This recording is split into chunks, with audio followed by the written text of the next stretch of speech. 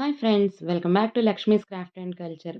ఇంతకుముందు ఇలాంటిది ఆట చూపించాను. అది 7 స్క్వేర్స్ అండి. ఇది 9 స్క్వేర్స్. చూడండి ఇక్కడ 9 కాబట్టి కార్నర్‌లో 3 స్క్వేర్స్ సేఫ్ హౌసెస్ ఉన్నాయి. సెంటర్‌లోది మన ఫైనల్ డెస్టినేషన్. ఈ 4 ప్లేసెస్‌లో మనం పెట్టుకొని ఆట అయితే స్టార్ట్ చేయాలి. 2 ప్లేయర్స్ అయితే మనం 8 ప్లేయర్స్ దాకా ఆడొచ్చు.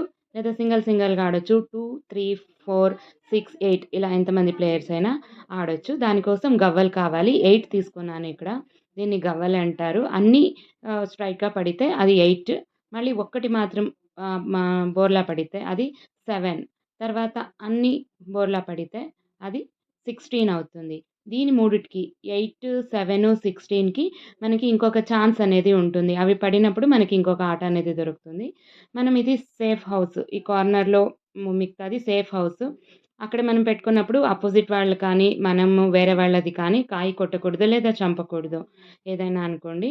సో, అలాగే మనము ఆట అయితే స్టార్ట్ చేయాలి. కొందరైతే బయట పెట్టుకొని 1 పడినప్పుడు లోపలికి స్టార్టింగ్ పాయింట్‌కి ఎంటర్ అయ్యి ఆడతారు.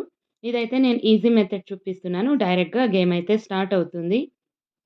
మనం 1 పడేదాకా వెయిట్ చేయనక్కర్లేదు. డైరెక్ట్‌గా గేమ్ స్టార్ట్ చేసేయొచ్చు.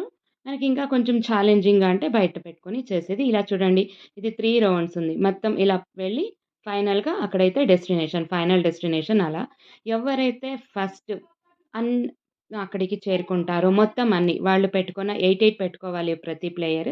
8 పెట్టుకొని మొత్తం 8 కంప్లీట్‌గా అక్కడ ఎవరైతే డెస్టినేషన్ ఫైనల్ పాయింట్‌కి చేరుతారో వాళ్ళైతే ఫస్ట్ విన్నర్ అవుతారు. అలాగే ముగ్గురు, నలుగురు ఆడినప్పుడు సెకండు, థర్డు లాస్ట్ చేయని వాళ్ళు ఓడిపోతారు.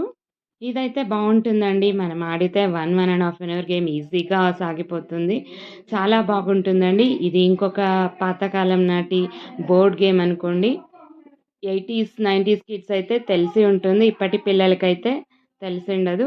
వాళ్ళ కోసమైతే ఖచ్చితంగా ఈ సమ్మర్‌లో మీరు మీ ఇంట్లో మీ ఫ్యామిలీ మెంబర్స్‌తో ఆడండి.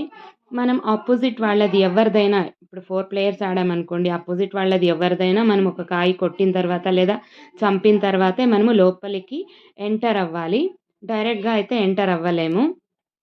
అందరిది కొట్టాలని అవసరం లేదు. ఒక్కళ్ళది కొడితే చాలు. అలాగే ప్రతి ఒక్కళ్ళు ఏదైనా ఒక కాయ కొట్టిన తర్వాతే లోపలికి ఎంటర్ అవ్వాలి. ఇలాగే కంటిన్యూయస్‌గా ముందుకు వెళ్తూ ఉండాలి. ఈ సేఫ్ హౌస్‌లో పెట్టినప్పుడు ఒకళ్ళది ఇంకొకళ్ళు కొట్టకూడదు లేదా చంపకూడదు. అది సేఫ్ హౌస్. అందులో ఒకళ్ళైనా పెట్టుకోవచ్చు. ఇద్దరు, ముగ్గురు ఎంతమంది ప్లేయర్స్ ఉంటే అంతమంది కూడా అట్ ఎ టైమ్ పెట్టుకోవచ్చు. అది సేఫ్ హౌస్ అన్నమాట. అందరికీ సేఫ్ హౌసే అది. ఎవరు కొట్టకూడదు. ఈ గేమ్ మీకు తెలిసినట్టయితే దీని పేరైతే మీరు కామెంట్‌లో తెలియచేయండి. మీకు ఈ గేమ్ నచ్చినట్టయితే లైక్ చేయండి. మీ ఫ్యామిలీ, ఫ్రెండ్స్‌తో షేర్ చేయండి. అండ్ నా ఛానల్‌కి సబ్స్క్రైబ్ చేయడం మర్చిపోకండి. ఇలాగే ఈ గేమ్ అనేది కంటిన్యూ అవుతుంది. చూడండి ఒకటైతే కంప్లీట్ అయ్యింది. ఇలాగే కంప్లీట్ చేయాలి. Thank you for watching.